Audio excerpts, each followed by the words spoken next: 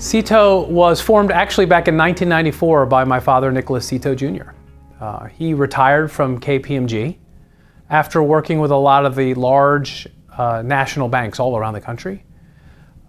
And upon his retirement, he felt, wow, you know, the solutions I have, the knowledge I have in my head, I could provide that to banks and credit unions around the country, but maybe more the small to mid-sized ones, the underserved group of people, right? They didn't have the ultimate access potentially to the large, massive consulting firms, but they wanted the expertise and the knowledge and the history that comes with all that work.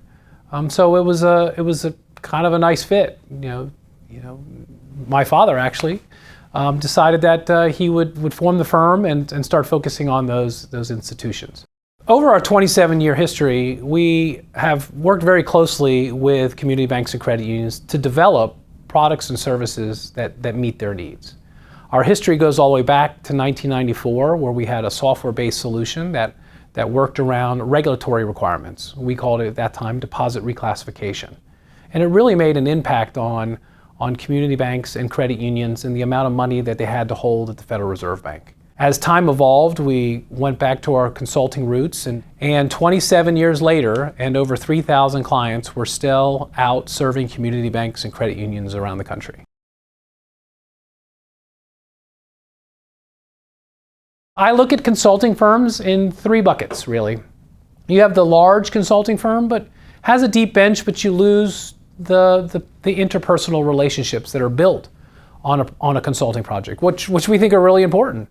And then you have the smaller firms. And those smaller firms tend to be high touch, but maybe can't pull upon all the information they need to give a well-rounded service. So we like being there right in the middle. We like being able to provide that high-touch solution, really getting to know each institution very closely, becoming a trusted advisor. I think what makes us different at the end of the day is our ability to create meaningful connections with our clients, be it a bank or a credit union.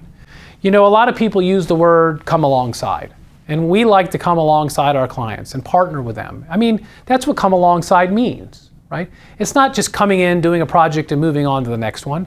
It's partnering together, creating a bond, creating a relationship together that allows us to serve them in the best way that we can. And we believe that the products and services we have, of course, can help them become more profitable, can help them become a better institution. And as we always say time and time again, if you can be a better institution, you can serve your community better. So we just love that we're right there in the middle. We're in a great sweet spot. We love it. And it allows us to put clients first.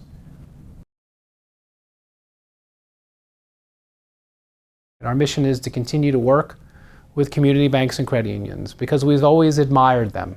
We've admired the role that they play in their communities. They're the pillars. They support communities in so many different ways. When you think about the community banks or the credit unions that get together for Habitat for Humanity, and they work together to build a home. When you see the president of a bank sitting on a Little League baseball team, that's rewarding. So the work that we do in our firm really is about our professionals working really closely with the executive team, the CEOs, the CFOs, the presidents, really everyone inside that bank or inside that credit union. Learn about what they're doing, learn about what keeps them up at night, and then using our products and services to help build a stronger bank.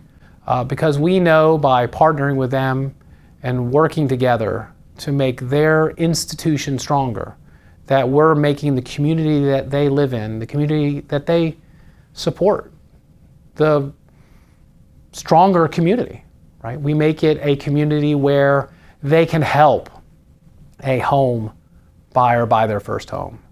They can help a small business get started on Main Street America, right? What a dream that is. And community banks and credit unions allow us to do that. That's what fills our cup every day, is being able to get up and impact the lives of these community banks and credit unions, partner with them and work together so that we can make their community stronger, and a stronger community is a prosperous community. Ceto, since its founding, is always really focused on two sides of the balance sheet, right? There's the expense side and the income side. And we've designed three marquee services that work around those areas inside a bank or a credit union. The first one being Market View. And Market View is really about making sure that the bank or the credit union is aligned within their community of banks that they're competing with, the credit unions they're competing with, and yes, even the big national banks that have moved into their communities, right, to try to gather up those valuable account holders. So Market View is taking a deep dive into all the products and services they offer, making sure that they're priced appropriately for inside their community, to make sure they're being competitive. It's not always about having the highest fee or the highest price for a product or service.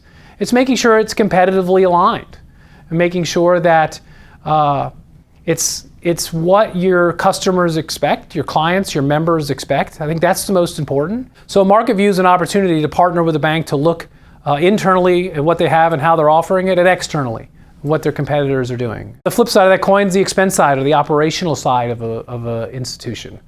And we've worked very hard to develop a solution called ClearPoint. And what ClearPoint does is it works with those banks and those credit unions, but just on everything on the opposite side of the balance sheet. All the expense drivers, all the services that they provide, and making sure that the tools that they use, the operational tools, the platforms that they use, the way they're staffing branches, the way that they're looking at all the expense drivers in a business. That can be from a building all the way down to a person, right? So there's many expenses inside of a bank or a credit union, and ClearPoint's really, like Market View, again, a deep dive into everything on that balance sheet on the expense side to make sure that we're really helping them maximize every opportunity operationally.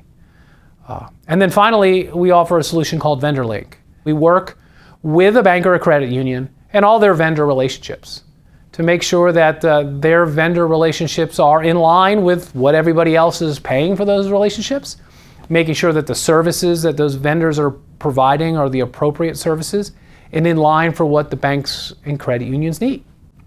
Those three solutions are really about driving the institution's profitability, making sure that they're maximizing everything on the operational side and making sure that they're maximizing everything on the income side.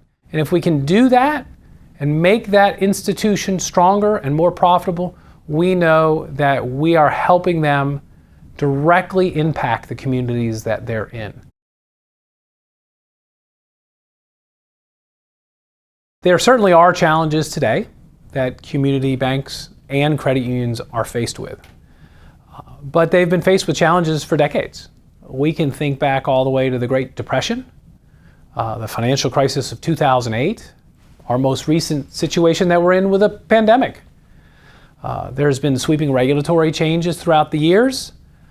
There's been acts like Sarbanes-Oxley, for example, that have altered the banking landscape. There's been stress testing that's been put on to community banks, right? And certainly, from the Great Depression to today, there are less community banks and credit unions out there. But nevertheless, they've always been great at responding to whatever is thrown at them. And Ceto has been fortunate enough in our 27-year history, and again, 3,000 banks and credit unions that we've worked with, to be able to help our clients weather those changes. So at the end of the day, certainly banks and credit unions have yet another challenge in front of them over the next year or two about how are they going to respond and recover from all the things that they've done to offset kind of the pandemic and the effects of that. They have a balancing act ahead of them, right? Because certainly banks and credit unions are going to be challenged to continue to, bring in profits, to continue to serve their community, but at the end of the day, continue to grow as an institution. Now, more than ever, is a time that they need to be mindful of core banking principles. They need to be mindful of what's going on their income side and what's going on their expense side of the balance sheet. They need to be mindful of what's going on with their community. So, Certainly leadership has got to step up to the plate, and they have been stepping up to the plate for their communities. They have been stepping up to the plate for every one of their customers or members if you're inside of a credit union. And we've seen the best come out of everybody in this tough time. But at the same time, they need to be wary of that balance sheet. They need to be wary of the financial stability of the banks that they operate or the credit unions that they operate. So at the end of the day, I think that they are going to have to go back to basics over the next couple years. We are who we are today because of the people that we work with. Each project leaves a little imprint on the firm. Each project we walk away with just a little more knowledge, not only about the banking environment, but just a little more knowledge on what goes on in the community bank space. 3,000 clients later, we've had the opportunity to pick up a lot of knowledge. But the quest for knowledge never ends. So I think the future is bright for us. I think the future is bright for the banking industry. Because as we've talked about before, the banking industry has always risen to the challenge, and I have no doubt that the banking industry, banks and credit unions will continue to rise to the challenge that has been put upon them today. And I believe that the communities will always continue to challenge the banks, and the banks will step up to what the community needs. We have continued to refine the products and services that we have.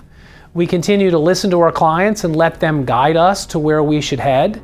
Certainly the guidance from our clients has led us to some new products and services even that we'll be delivering in the not so distant future that we're really excited about. We created the solutions that are ahead for us because we've listened to our clients. We've collaborated with our clients. That's how we have the 3 solutions we have today, and that's how we'll have the additional solutions in the future. The key to our future is our clients and their challenges, and we're ready to step up to the plate and help them.